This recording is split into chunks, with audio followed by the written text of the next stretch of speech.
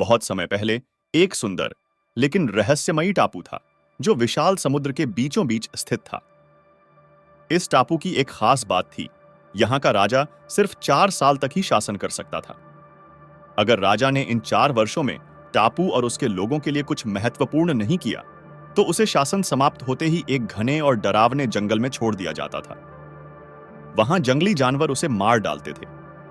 इस नियम से लोग भयभीत रहते थे, लेकिन इसके बावजूद भी कई लोग राजा बनने की लालसा में आते थे। टापू का शासन भोग विलास से भरपूर था। राजा बनने पर उसे दुनिया की सारी सुख सुविधाएं मिलती थीं। महल, सोना चांदी, नौकर चाकर, हर प्रकार की ऐश आराम।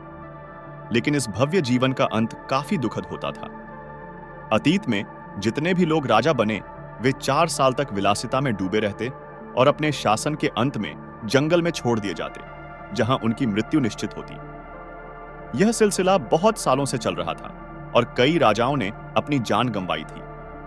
फिर एक दिन एक बुद्धिमान और साहसी व्यक्ति इस टापू के बारे में सुनकर वहां का राजा बनने का फैसला करता है। उसने पहले कई कहानियां सुनी थी कि कैसे लोग राजा बनते हैं, 4 साल ऐश आराम करते हैं और फिर अपनी जान से हाथ धो बैठते हैं। लेकिन वह व्यक्ति उनसे अलग था। वह इस चुनौती को स्वीकार करता है और राजा बनने के लिए टापू की ओर निकल पड़ता है।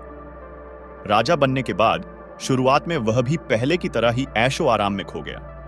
उसे महल के शाही जीवन का बहुत आनंद आ रहा था।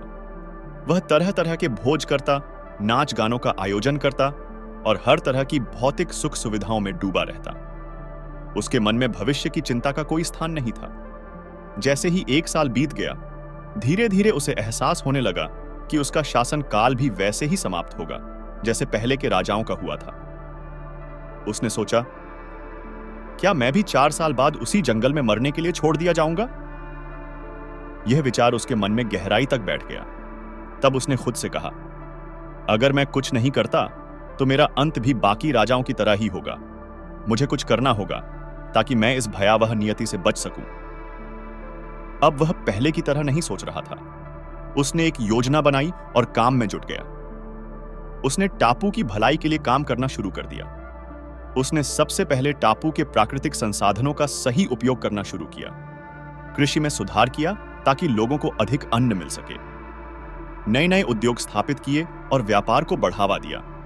उसने शिक्षा और स्वास्थ्य सेवाओं में भी सुधार किया ताकि हर व्यक्ति को अच्छी जिंदगी जीने का मौका मिले। इसके साथ ही उसने जंगल को भी बेहतर तरीके से समझा और वहां के खतरों से बचने के उपाय खोजे।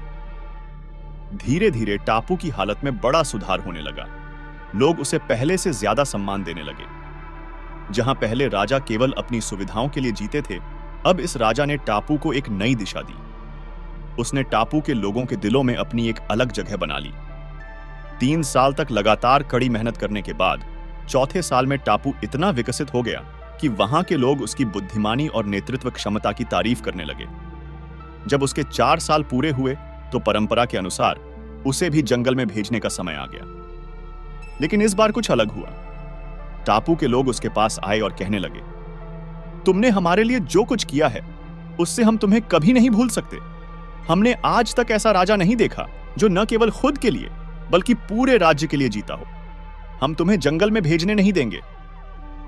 लोगों ने उसे फिर से राजा बना दिया। अब वह राजा और भी उत्साह से टापू के विकास के लिए काम करने लगा। उसने न केवल अपने जीवन को बचाया बल्कि टापू के लोगों की जिंदगी को भी बेहतर बनाया।